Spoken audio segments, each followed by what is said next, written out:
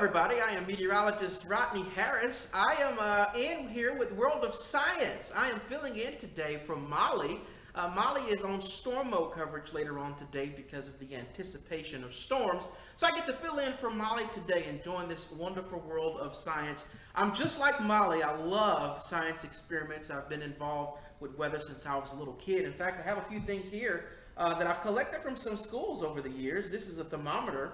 And this behind the thermometer is a tornado in water. So I'm a pretty big weather geek, and I always have been. So it's really cool to be able to fill in for Molly today. She'll be back in the next edition. But what we'll talk about today is the thermometer. Of course, you know the thermometer is one of the most basic weather instruments that we use. Of course, it tells us how hot and cold it is outdoors, but it also does really important things.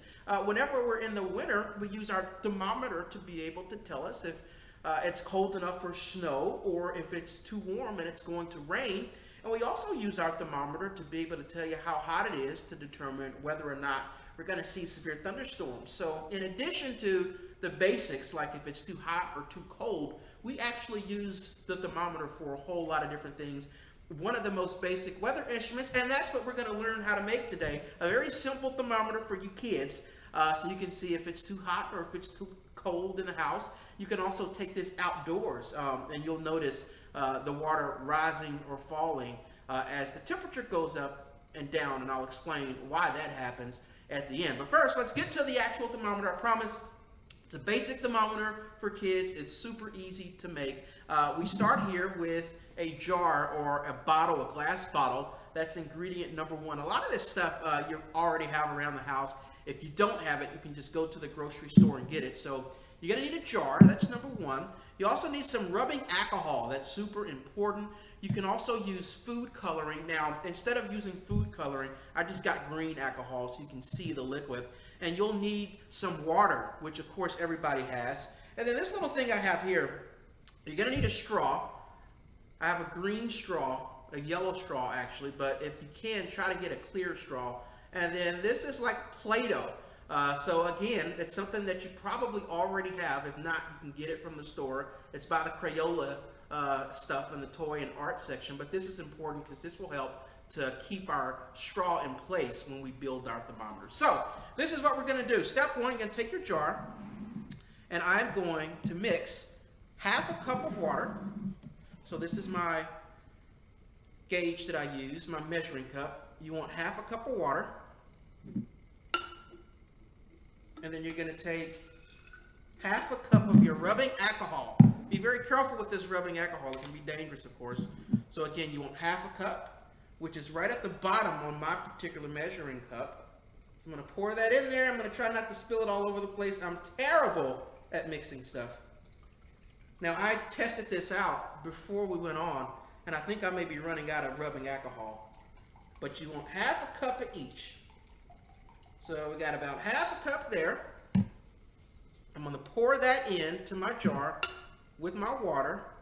And the first thing you'll notice is that you can see the water now. That's very important because that's how you're able to tell if the temperature is going up or down. You want to make sure that you can see that. So half a cup of water into your jar, half a cup of rubbing alcohol. If you're using normal rubbing alcohol, you'll want to pour some food coloring in so you can see.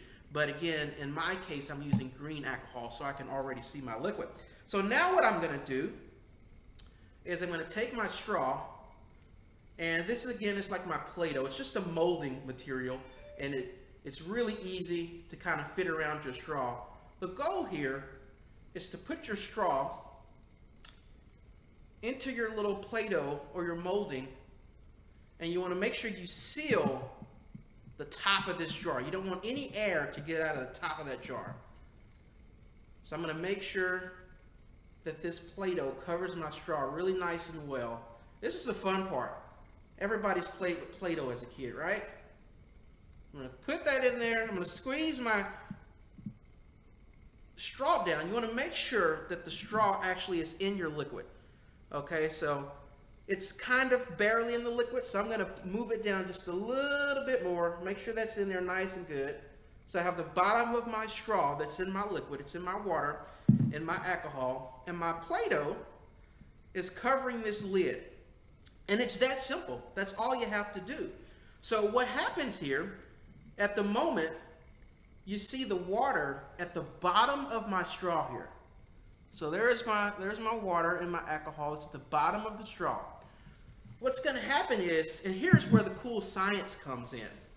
The way that water works, and air really too, is when it gets super hot outside, air or water starts to expand.